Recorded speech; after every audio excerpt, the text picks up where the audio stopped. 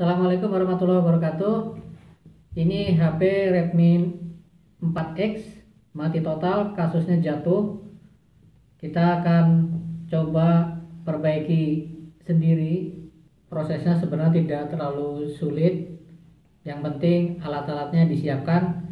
Kalau saya memang hanya menyiapkan obeng ini, kemudian ini nanti untuk pembuka casingnya, dan nanti ya sambil kita ukur-ukur ya, kita coba ukur-ukur.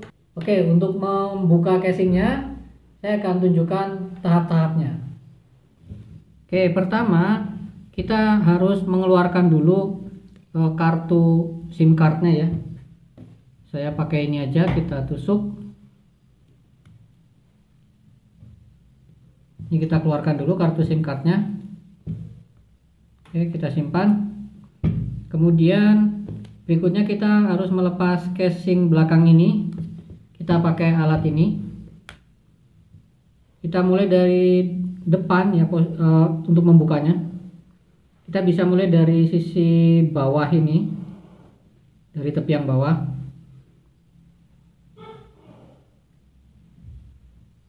Bisa pakai yang semacam clipper itu ya. Nah, ini geser aja ke sana terus. Ini kebetulan karena sudah sering dibuka jadi udah agak lebih mudah ini bukanya. Bagi yang masih baru, masih fresh HP-nya ya harus hati-hati. Harus pelan-pelan.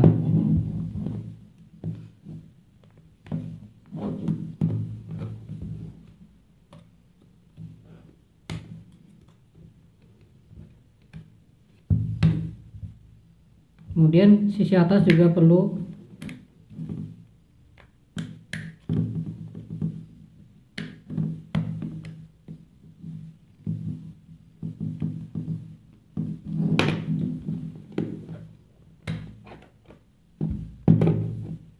Oke. Ini dia sudah terbuka, hati-hati. Ini jangan langsung dicabut karena di sini ada fingerprint ya, sensor untuk fingerprint. Nah, itu ada kabel fleksinya. Bisa dilihat itu. Nah, ini dia kabel fleksinya. Nyambungnya ke sini. Jadi kita harus buka.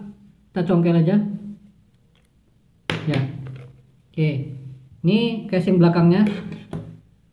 Nah, berikutnya kita akan coba cek masalahnya ya. Pertama kita colokan dulu charger. Ya, harusnya ketika dicolokkan ya muncul baterai, statusnya baterai berapa persen dan tampilan lain, tapi ini tidak ada apa-apa, hanya lampu kedap-kedip ini. Oke. Nah, sekarang coba ini kita tekan dengan tombol powernya, kita tekan. Juga tidak ada respon sama sekali ya, masih tetap kedap-kedip ini. Oke. Nah, sekarang coba kita buka dulu heatsink yang ini. Untuk membuka heatsink yang ini, itu skrupnya ada berapa ini? 1, 2, 3, 4, 5, 6, 7, 8. Ada 8 skrup, harus kita buka. Sekarang kita gunakan obengnya.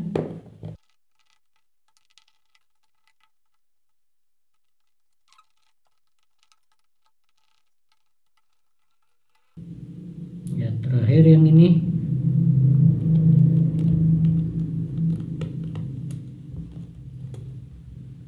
Oke, kalau sudah kita angkat.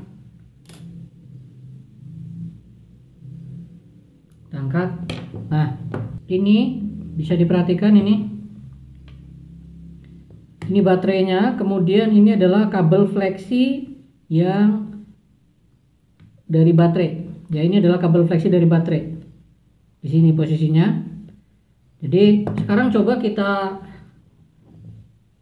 lepas dulu ini ya chargernya. Kemudian ini kita lepas kabel fleksinya sehingga dari baterai tidak ada tersambung ke mainboardnya. Sekarang kita coba colokan lagi chargernya. Oke, jadi ini posisi ini sudah mati ya, sudah dilepas. kabel fleksi dari si baterai. Apa yang terjadi? Nah, lihat getar ininya, motornya ini getar langsung, kemudian ini nyala, tapi posisinya dia hanya sampai di sini saja ya, hanya sampai di sini, lalu mati lagi. Kalau ini kita masukkan kabel ini,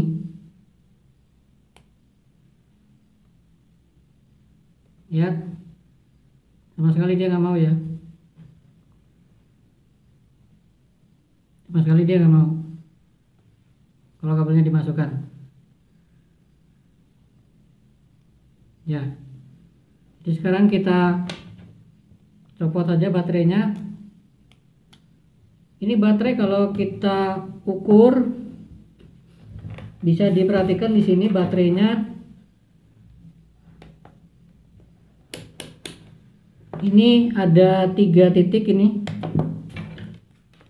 Setelah di bawahnya kabel fleksi ini ada 3 titik, 1, 2, 3. Nah, titik yang paling kanan itu adalah titik plus, artinya dia adalah titik untuk memeriksa tegangan feedbacknya ya, titik untuk memeriksa tegangan positifnya. Ini berarti yang di sini titik di kabel fleksi yang sebelah paling kanan itu adalah yang positif, sementara nanti yang sebelah kiri ini adalah yang negatif. Karena apa? Coba sekarang kita cek ya. Kita cek coba.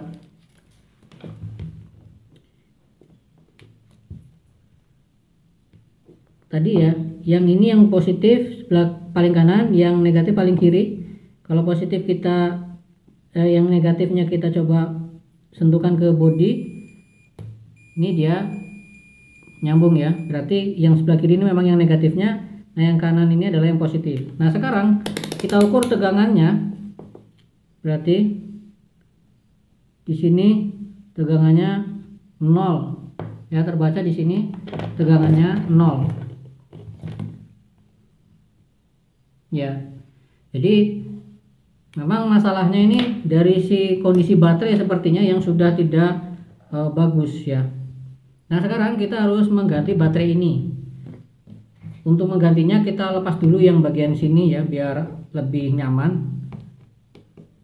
Yang penutup bagian bawah ini ada 1, 2, 3, 4, 5, 6 skrup. Kita buka dulu.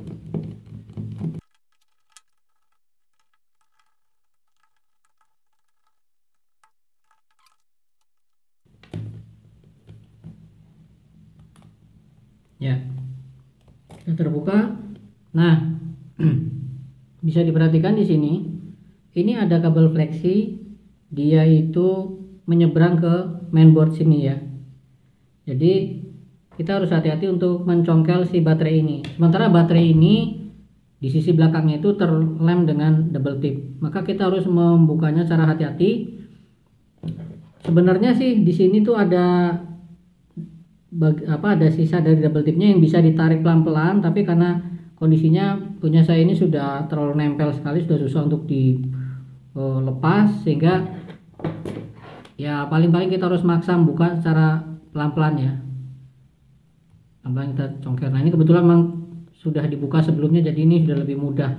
Hati-hati mencongkelnya, jangan sampai kena ke kabel fleksinya. Nah, begini ya. Kondisinya seperti ini. Ini ada double tipnya tuh nempel ke sisi belakang ini. Kemudian ini ada kabel fleksi 1 dan 2. Yang tadi ini yang satunya. Nah, jangan sampai pencongkel kita itu mengenai kabel fleksi ini.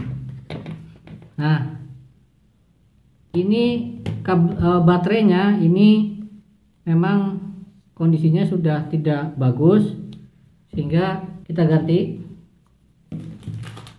Nah, ini saya beli penggantinya. Kodenya baterainya adalah untuk Redmi 4X ini adalah BM47 ya. Jadi kalau nyari Redmi 4X dipastikan kodenya itu BM47. Sekarang kita buka. Ya, ini mungkin bukan baterai originalnya.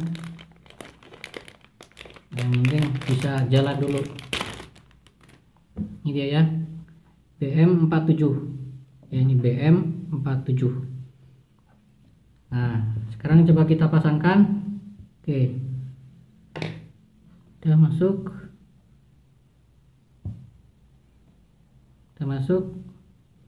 Oke, sekarang kita hidupkan dulu.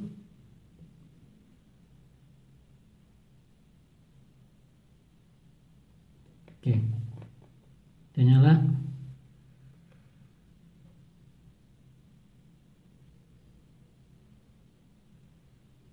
Terus muncul Android ya, klik, berarti dia sudah proses booting ya, berhasil ya, berhasil masuk. Baterainya ada 61% ya, baterai baru tadi ada isinya 61%. Coba kita cas, masuk enggak?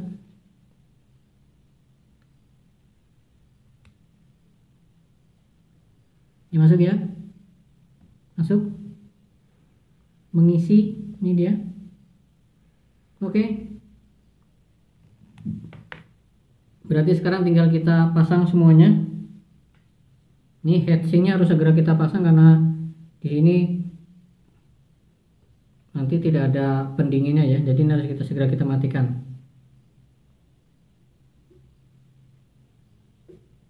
ya. Oke, sudah mati ya, berarti sekarang pertama untuk mengembalikannya ya kita pasang, bisa yang bawah dulu, kemudian nanti yang heatsinknya ya, heatsinknya, baru terakhir cover belakang. Tentunya jangan ketinggalan kabel fleksi untuk fingerprintnya ya. Sekarang saya pasang dulu.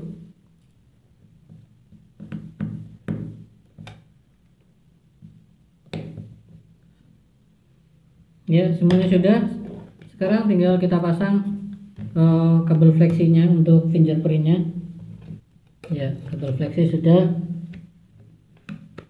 sekarang tinggal kita pasang casing belakang, kita rapatkan, kita tekan sampai rapat semuanya, tidak ada yang renggang. Oke, terakhir kita masukkan SIM card.